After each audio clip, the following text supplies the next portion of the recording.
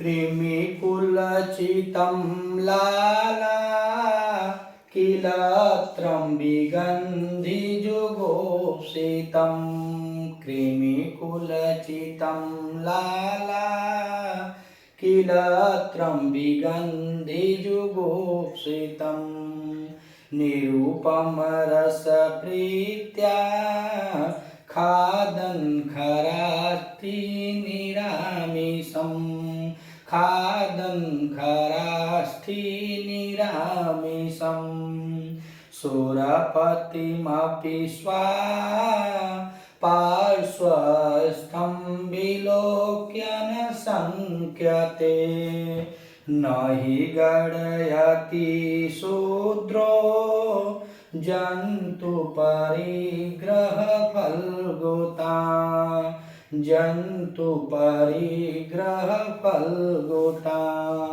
अब भर्तृहरि जी मूर्ख पद्धति के श्लोक नंबर 9 में यह हरड़ी छंद में इस श्लोक को निबद्ध किए हैं। स्वास्थ्य सही नहीं था, इसीलिए हम अभ्यास वीडियो आप तक नहीं पहुंचा पा रहे थे, कोई वीडियो अब तक नहीं गई क्योंकि स्वास्थ्य ठीक नहीं था। और आज भी अभी देखेंगे तो बहुत सही से गला चल नहीं रहा है, फिर भी आज हम लोग इस श्लोक का वाचन करते हैं। अगर आप इस चैनल पर नए हैं तो चैनल को सब्सक्राइब कीजिएगा। वीडियो अगर अच्छी लगे तो अपने मित्रों तक अधिक से अधिक शेयर कीजिएगा। यूपी टीजीटी के जितने भी ग्रंथ हैं साहित्य के, वह सब आपको एक एक श्लोकों का अभ्यास के साथ इस चैनल पे प्राप्त हो जाएंगे। सभी वीडियो बहुत ही साधारण और सरल भाषा में हम लोग प्रतिदिन अभ्यास करते हैं, तो इस तरह से आपके पास एक एक वीडियो को हम लोग पहुँचाते हैं। इससे पूर्व भर्तृहरि ने बताया कि मूर्ख पद्धति में मूर्ख को प्रसन्न करना कितना बड़ी बात होती है। सब कुछ हो सकता है अकॉर्डिंग टू भर्तृहरि, लेकिन मूर्ख को प्रसन्न नहीं किया जा सकता। उसके बाद बताया कि मूर्खों के लिए एक आभूषण बताए, जो कवि हैं वो बताए कि मौन जो होता है उनका आभूषण है और वह ब्रह्मा ने उन्हें स्वयं ही दिया है, उनके हाथ में है, उनके अधिकार में है, वह जैसे चाहे वैसे प्रयोग कर सकते हैं। अगर मूर्ख हैं तो वह उनका अधिकार है का मौन, और वही उनका आभूषण है। फिर नीचों के बारे में बताते हुए कहे कि जो विद्वानों के संगत में जो वास्तविक ज्ञान होता है वह कहीं नहीं होता है। अर्थात कोई पुस्तक हो, किताब हो, वेद हो, पुराण हो, अरण्य हो, जो भी हो, लेकिन जो जिंदगी और समाज जो ज्ञान देता है, अर्थात जो ठोकरों से इंसान ज्ञान को प्राप्त करता है, वह कोई पुस्तक ज्ञान नहीं देती है। अगर काजू बादाम खेले से बुद्धि ना खुल ले और ठोकर खेले से बुद्धि खुल जाए, ऐसा भोजपुरी में हमारा कहा जाता है। अब इस श्लोक में बता रहे हैं कि नीचों की नीचपना के बारे में कह रहे हैं कि जो नीच लोग होते हैं वो किस प्रकार के नीच होते हैं, यही बात बतलाएंगे। तो इसमें बता रहे हैं कि कृमिकुलचितं लाला किन्नन, अर्थात यहाँ पे किन्नन किन्नम विगंधि जुगुप्सितम और निरुपम रसप्रीत्या खादन खरास्ति निरामिषम। मगर जो इनको कहना है, अब तक हम लोगों ने 8 श्लोकों का वाचन किया और 8 श्लोकों में हमने यह देखा कि भर्तृहरि जो इसके रचयिता हैं शतकत्रय के, वह जो बात कहना चाहते हैं वह नीचे वाली लाइन में बता दे रहे हैं और ऊपर वाली 2-3 लाइनों में एग्जाम्पल दे रहे हैं और एग्जाम्पल देकर उसको प्रूफ कर दे रहे हैं। तो अब इस श्लोक में बता रहे हैं कि ही माने क्योंकि शूद्रो जंतु, जो नीच प्रवृत्ति के लोग होते हैं, जो नीच होते हैं, उनके ही बारे में बतलाएंगे। तो कह रहे शूद्रो जंतु, जंतु माने प्राणी और शूद्र माने नीच, जो नीच प्राणी होते हैं उनकी नीचता के बारे में बताते हुए कवि जी कह रहे हैं कि परिग्रह फलगुताम, अर्थात जिस चीज को वह प्राप्त कर लेते हैं, जिस वस्तु को वह प्राप्त कर लेते हैं, उस वस्तु के बारे में कह रहे हैं कि न गणयति, उसकी गणना नहीं करते हैं। अर्थात परिग्रह मतलब प्राप्त करना और फलगुता, उससे कौन सा फल प्राप्त हो रहा है, उससे क्या हो रहा है, उसकी तुच्छता का परवाह नहीं करते हैं। अगर जो मिल गया वो मिल गया, सदैव के लिए मिल गया, तो वही कहें कि ही माने क्योंकि शूद्रो जंतु, जो नीच व्यक्ति होता है, वह परिग्रह प्राप्त हुई वस्तुओं का फलगुता माने परवाह न गणयति, परवाह नहीं करता है। अर्थात जिस चीज को वह पाता है उसकी तुच्छता का, उसकी निष्ठता का परवाह नहीं करता है, चाहे जो भी हो। अगर कोई नीच है और कोई कहीं भी कुछ वस्तु को लिया है, किसी व्यक्ति से संबंध रखा है, चाहे उसके प्रति उसका चाहे जितना भी विनाश हो जाए, जितना विनाश हो जाए, लेकिन वह उसकी परवाह नहीं करता है। वही अंतिम लाइन में बताया कि शूद्रो जंतु, और जितने भी इनके श्लोक हैं, नीचे वाली पंक्ति सुक्ति होती है, या सुक्ति के अंतर्गत व्यक्तिगत है, अगर सूक्ति है तो इस श्लोक में अलंकार की बात करें तो अर्थानंतरास अलंकार हो जाएगा। तो कहे कि ही गणयति न शूद्रो, यानी शूद्रो जंतु न ही गणयति परिग्रह फलभूताम, अर्थात जो नीच व्यक्ति होते हैं वो अपनाई हुई वस्तुओं की तुच्छता परवाह नहीं करते हैं। अब कैसे नहीं करते हैं, क्या करते हैं, अब आइए पहली, दूसरी और तीसरी लाइन में देखें। तो तीसरी लाइन में कह रहे हैं स्वा, मतलब एक एग्जाम्पल देंगे, स्वा माने कुत्ता, और स्वा माने कुत्ता में देखा जाए तो यहाँ पे शिव धातु होती है, कुत्ता में जो होता है वो शिव धातु होती है, और यहाँ पे कनिन प्रत्यय होता है। कनिन प्रत्यय के बात किया जाए तो इसमें कनिन प्रत्यय लगा हुआ है, तो शब्द बना है स्वा माने कुत्ता। कोई कुत्ता है और वह कर क्या रहा है, तो कह रहे हैं कि जुगुप्सितम विगंधी, विगंधी माने दुर्गंध, विगंधी मतलब दुर्गंध, और जुगुप्सितम मतलब वो एकदम घृणा वाला बात जो है, जैसे घृणा वाली चीज हो जिसको देखकर घृणा आए, हे आए, तो वही करेंगे दुर्गंध से युक्त जुगुप्सम ने हे वाली चीज, और वह हे वाली चीज क्या है, तो कह रहे हैं कि खरास्थी, खरास्थी, खरास माने गधा, खर माने गधा और अस्थि माने हो जाएगा हड्डी।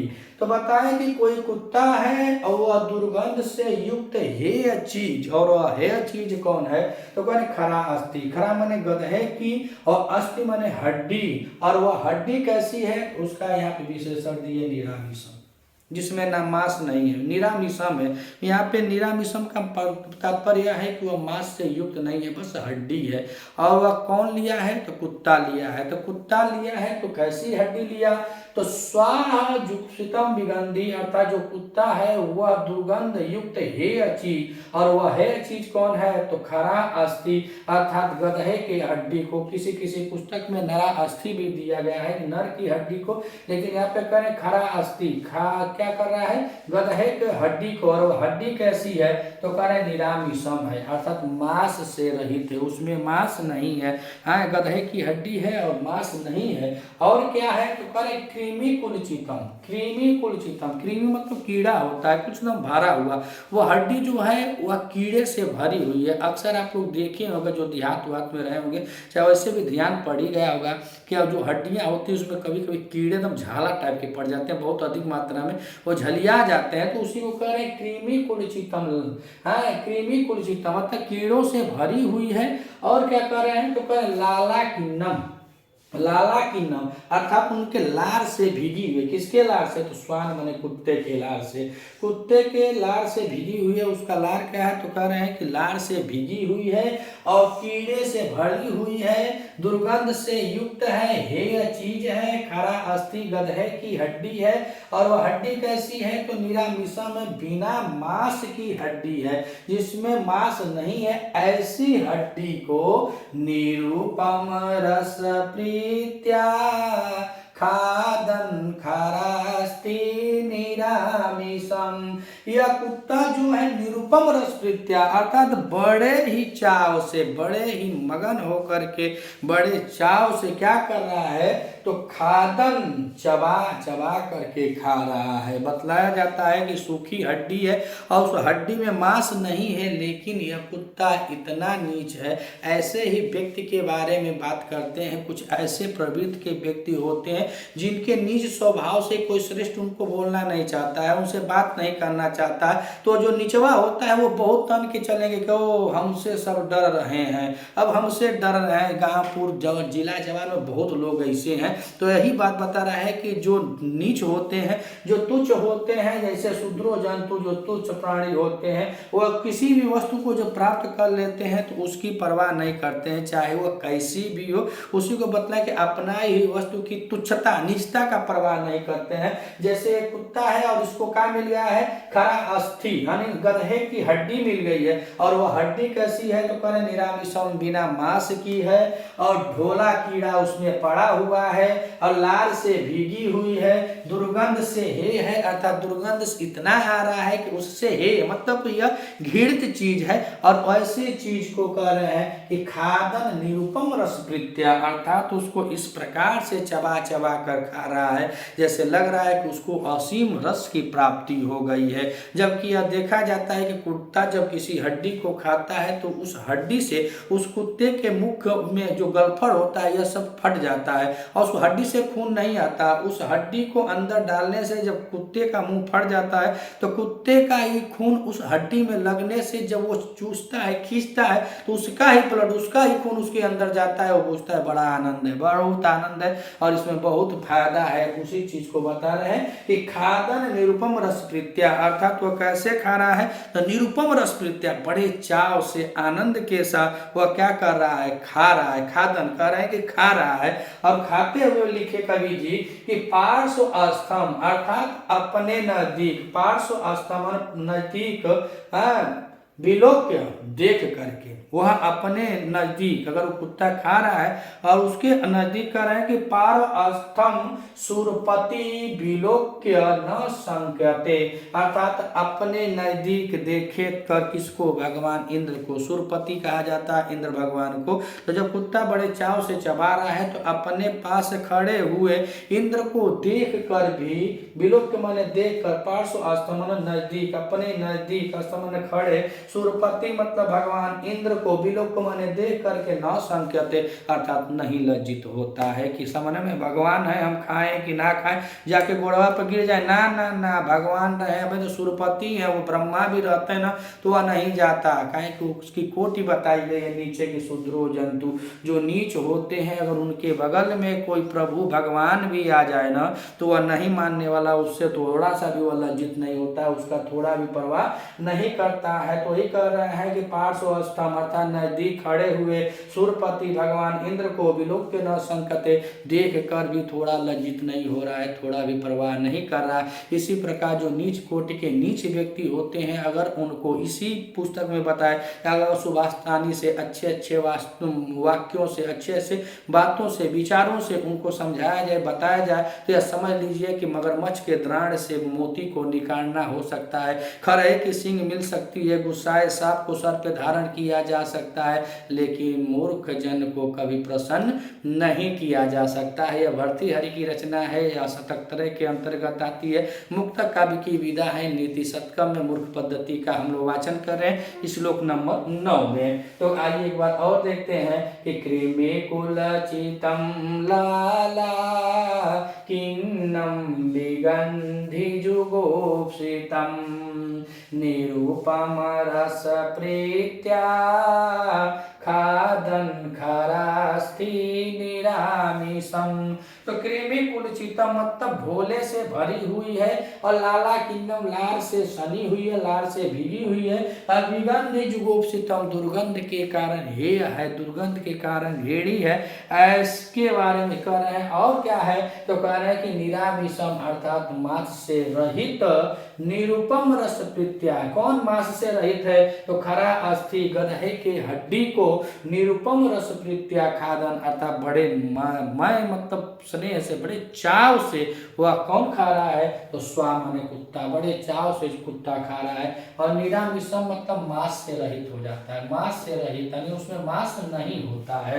तो ऐसी वह कौन है, खरा अस्थि जो गदहे की हड्डी है, वह हड्डी कैसी है तो कृमि कुलचितम है, लाला किन्नम है, विगंधी है, जुगोप्सितम है और निरामिषम। यह सब हड्डी का विशेषण है कि वह खून क्या है, भोले से भरी हुई है, लार से सनी हुई है, दुर्गंध के कारण घेड़ी है, मांस से रहित है। ऐसी गदहे के हड्डी को निरुपम रस प्रीत्या, बड़े ही चाव के साथ, निरुपम रस प्रीत्या में देखा जाए यहाँ पे बहुब्रीहि समास हो जाता है। कौन सा समास हो जाता है, बहुब्रीहि समास हो जाता है। तो कह रहे हैं कि निरुपम रस प्रीत्या खादन, अर्थात बड़े ही चाव से प्रेम से वह कुत्ता उसको खा रहा है। फिर बताए क्या कि पार्श्व अस्थम सुरपति, और पार्श्व अस्थम सुरपति माने पास में खड़े, अस्थम माने खड़े हुए, सुरपति भगवान इंद्र को विलोक्य माने देखकर, न संकते उसको देखकर वह थोड़ा सा भी शंकित नहीं होता है, थोड़ा सा भी वह लज्जित नहीं होता है।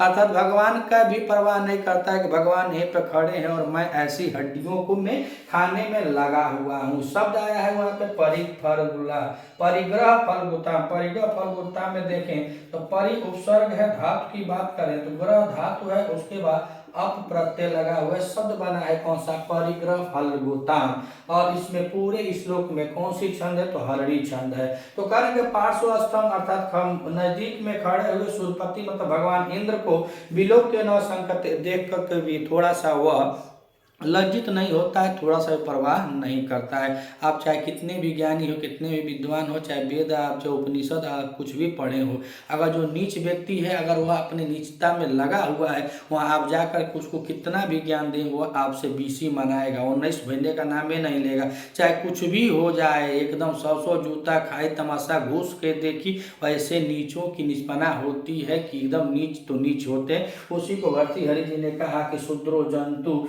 न ही गणयति परिफल गुलाम, अर्थात वह लोग गणना नहीं करते हैं, जो उनके पास वस्तु होती है उसके तुच्छता की परवाह न करते हुए बस उसको एक्सेप्ट ही कर किए होते हैं। जैसे यह कुत्ता बेचारा है, वह हड्डी इतनी खराब है और भगवान उसके पास में खड़े हैं, लेकिन वह हड्डी में ही अभी लगा हुआ है और भगवान के खड़ा रहने से न तो उसको कोई प्रभाव पड़ रहा है, न ही वह लज्जित है। तो भगवान के माध्यम से समझिए कि यह बताया गया सूर्यपति अर्थात जो पढ़े लिखे विद्वान है, श्रेष्ठ लोग हैं, अगर वह उनके बगल में खड़े हैं, समझा रहे हैं, बुझा रहे हैं, लेकिन जो नीच होगा, शूद्र जो होगा, वह उनकी परवाह नहीं करता है। कह रहे हैं ना कि पार्श्व अस्थम सूर्यपति अर्थात पास में खड़े हुए सूर्यपति माने भगवान इंद्र को विलोक्य न संकते देखकर भी थोड़ा लज्जित और न ही लज्जित होता है और न ही उसका परवाह करता है कि यह क्या, कौन है, कहाँ है, कैसे है, कोनो मतलब ये नहीं है। यही सब इस श्लोक में बताया गया है। अगर आप एक ही वीडियो का वाचन करेंगे तो आप सही बता रहे हैं कि हम जिस तरह से पढ़ा रहे हैं तो आप भूल नहीं पाएंगे। इतना अच्छे ढंग से हम प्रतिदिन अभ्यास कराते हैं